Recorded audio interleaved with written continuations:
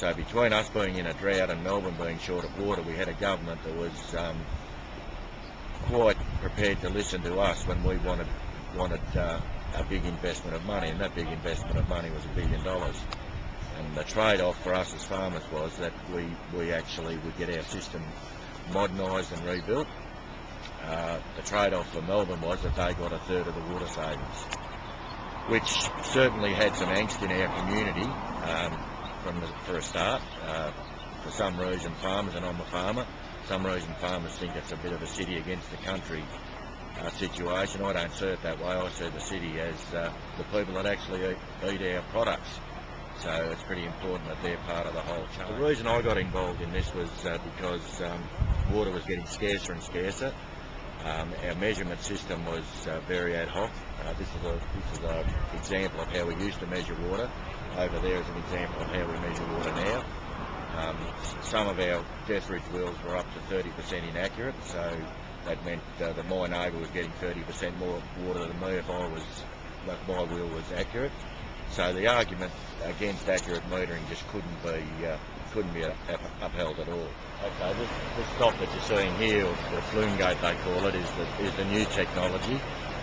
What that enables us to do is measure each pool, how much water we're losing in each pool, and then we can decide which channels we're going to line.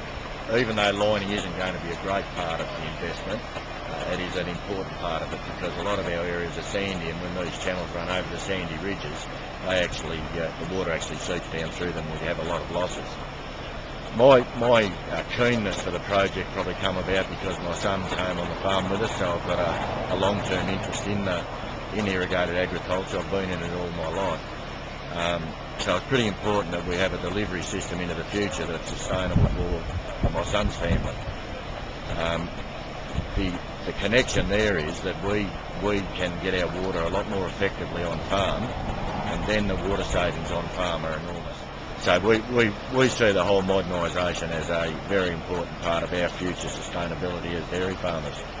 We grow lucerne. I've got lucerne under a centre pivot.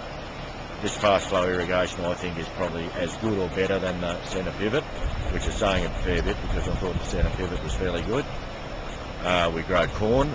We grow wedge-tail wheat, which is a high-yielding dry matter wheat variety. Grow about 4 tonnes to the acre on the use of 1.5 megalitres to the hectare. Sorry, I changed from acres to hectares, but I tend to do that a bit. We now, our whole measure of production or productivity is kilograms of dry matter per megalitre, and that's how this whole new system ties in together. We get a lot more efficient use of our water. We use the losses. We get a third of the losses, so we actually will get more water instead of it seeping into the ground, causing high water table problems. We now are stopping that from happening. So the productivity all over will be much better. One of the